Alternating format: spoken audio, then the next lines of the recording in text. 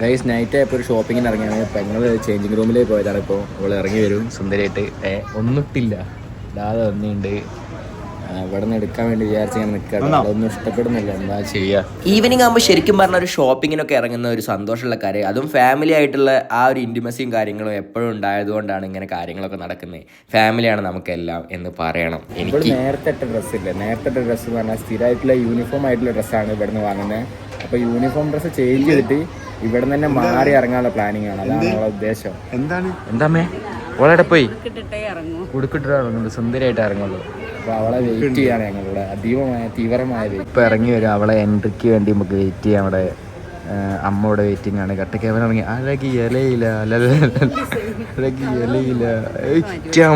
മോളെ ഒരേ ഡ്രസ്സ് ഒരേ എന്തോ ഓരോ ഓവറില്ല.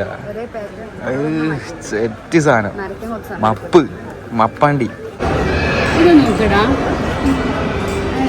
ഷോപ്പ് കയറിയിട്ടില്ല. ഇവിടുന്ന് ഞങ്ങൾ തീരുമാനിക്കുക എടുക്കണോ വേണ്ടത്. ഇത് ഗ്ലാസിന് അപ്പുറം കേട്ടോ.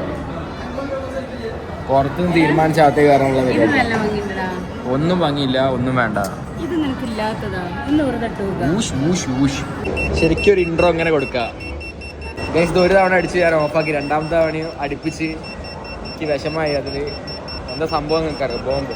അങ്ങനെ ഫുഡിന്റെ ഓർഡറും കാര്യങ്ങളും കിട്ടി. ഞങ്ങളിതാ അവിടെ ഫുഡിന് വേണ്ടി വെയിറ്റ് ചെയ്യായിരുന്നു കുറച്ച് നേരം. അപ്പോൾ താഴെ പോയി ഒക്കെ ചെയ്യാൻ പല സാധനങ്ങൾ ഡ്രസ്സൊക്കെ എന്തുമൊക്കെ നോക്കാൻ വേണ്ടി അങ്ങനെ ഡ്രസ്സും കാര്യങ്ങളും എടുത്ത് നേരെ പോയി.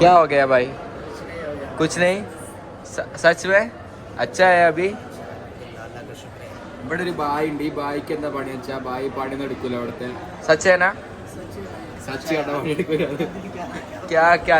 ചെങ്ങായിമാരെ പോലെയാണ് ബൈ. കാരണം ഞാൻ ഇവിടുത്തെ ഷൂട്ടും കാര്യങ്ങളും എടുക്കാറുണ്ട്. അപ്പോൾ അമ്മേൻ്റെ അടുത്ത സന്തോഷ വാർത്ത പങ്കുവെക്കാണ് ഇവിടെ നിന്ന് കേട്ടോ. അമ്മയ്ക്ക് എന്ത് തോന്നി? മാത്രമായിട്ട് ഫാൻസ് ഒക്കെ ബിൽഡ് ആയിട്ടുണ്ട്. ഹോസ്റ്റലിൽ പോകുമ്പോൾ ഫാൻസ് നല്ല നാടൻ ഫ്രഞ്ച് ഫ്രൈസും അതേപോലെ നല്ല ഐറ്റാട്ടോ.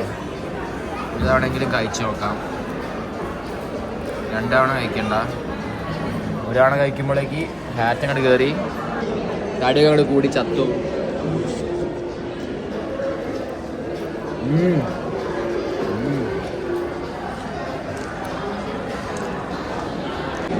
വേണ്ട നല്ല ഐസ്ക്രീം പറഞ്ഞെന്താ? നല്ല ഐസ്ക്രീം പറഞ്ഞെന്താ?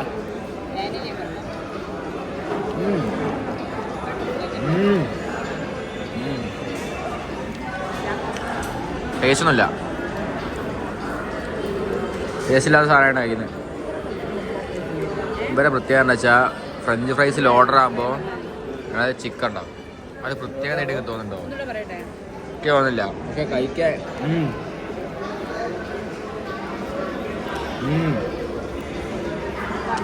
ചീസുണ്ട്. ചീസി നമുക്ക് ഫ്രഞ്ച് ഫ്രൈസ് വന്നു. അച്ഛന് ഇതുമ്പോൾ നല്ല സ്പീഡാണ്. തീറ്റിലേക്ക് വരുമ്പോൾ എന്നോട് എന്തോ ഒരു സ്നേഹമുണ്ട് അവന്. നമുക്ക് നല്ല തോന ക്വാണ്ടിറ്റി ഉണ്ട്. നല്ല ക്വാണ്ടിറ്റി അവൾക്ക് കൊടുക്കുന്നുണ്ട്. അവളോട് എന്തോ ഒരു ഇഷ്ടം തോന്നിയിട്ടുണ്ട്. ബായിക്ക് മൊഹബത്ത് ബായി ഉയർ ബായി ഇവിടെ കാണുമ്പോൾ അവളല്ലേ 10 രൂപ കുറച്ചും തരൂ. എന്തോ ഇഷ്ടല്ലേ.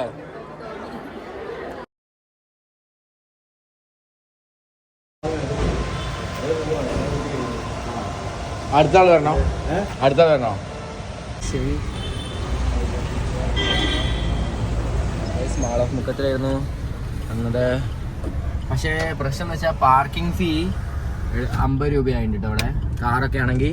പക്ഷെ പ്രശ്നമല്ല, ഇപ്പോൾ ഒരു ചെറിയ ഇറസ്പോൺസിബിലിറ്റി പോലെ കാണിച്ചിട്ടുണ്ട്. അപ്പം അത് അങ്ങനെ പാടില്ല. പക്ഷെ അവർ പറഞ്ഞിട്ടില്ല എല്ലാവരും ഡ്യൂട്ടി ടൈം കഴിഞ്ഞാൽ പോകണം, വീട്ടിൽ കയറുന്ന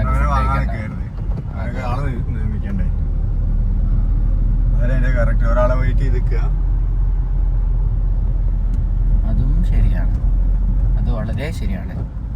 വളരെ അധികം ഈ 50 രൂപ വാങ്ങാൻ പിന്നെ നാളെ പോകേണ്ടി വരുന്ന അവസ്ഥ എന്ന് പറഞ്ഞാൽ അത്ര സഹനീയമായ അവസ്ഥയല്ല എന്നാണ് ഞാൻ മനസ്സിലാക്കുന്നത്. പ്രശ്നമില്ല. ഇനി അങ്ങനെ പാർക്ക് ചെയ്യുമ്പോൾ സെക്യൂരിറ്റിയോട് ചോദിക്കാൻ ഡ്യൂട്ടി ടൈം അപ്പോഴാണ് കഴിയാന്ന്. അതും ശരിയാണ്.